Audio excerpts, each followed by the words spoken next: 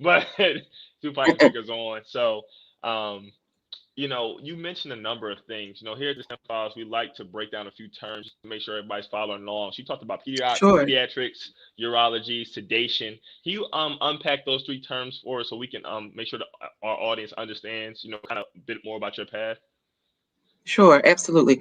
Just to backtrack a little bit, when also to clarify nursing, because that is a term that's used very, very loosely Absolutely, that in the too. Yep. healthcare profession. So to clarify, there's only two types of actual nurses. There's a licensed practical nurse, which has her LPN, and Hmm.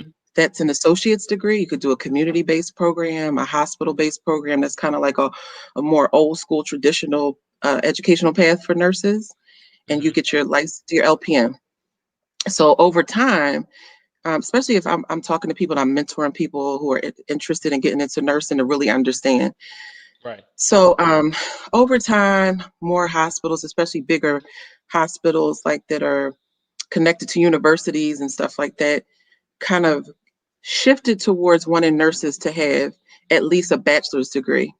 Mm. And so you also have a registered nurse. So a registered nurse used to also either be able to go through the path of getting an associate's degree, and then you take your state boards and you become a registered nurse with an associate's, or you go through a 4-year traditional college program and you also take the state board and become a registered nurse. So those are the two Right. ways to become a registered nurse.